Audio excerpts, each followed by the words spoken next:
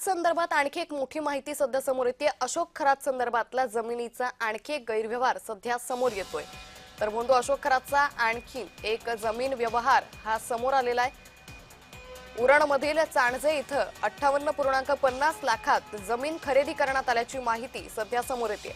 बाजारभाव 3 ते 4 कोटी असतानाही स्वस्तात व्यवहार करण्यात आला।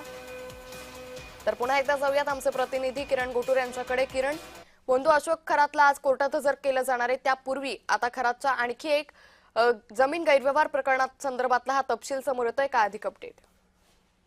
अंकिता, अशोक खरातने नाशिक, शिर्डी, नगर, पुणे अशा वेगवेगळ्या ठिकाणी ज्या इथे प्रॉपर्टी घेतलेल्या आहेत आणि विशेष म्हणजे जमिनींचे जे व्यवहार आहेत तो खूप मोठ्या प्रमाणात अशोक खरातने केलेला आहे, अशी माहिती आतापर्यंत तपासामध्ये समोर आलेली आहे। आता आणखीन एक जमिनीचा जो व्यवहार आहे तो अशोक खरातचा समोर आल्याचं आपल्याला बघायला मिळतोय। अशोक खरातने जे उरणमध्ये 58 लाखाला ही जमीन घेतलेली होती आणि या जमिनीची किंमत करोडो रुपयामध्ये आहे। असं असताना सुद्धा अशोक खरातने अगदी कमी किमतीमध्ये या जमिनीचा व्यवहार केलेला होता आणि अशोक खरात जेलमध्ये असताना सुद्धा या जमिनीचा व्यवहार पूर्ण झालेला आहे, असाही माहिती आता समोर आलेला आहे। त्यामुळे या जमीन व्यवहारामध्ये नेमकं काही एकूण गैरप्रकार झालेला आहे का?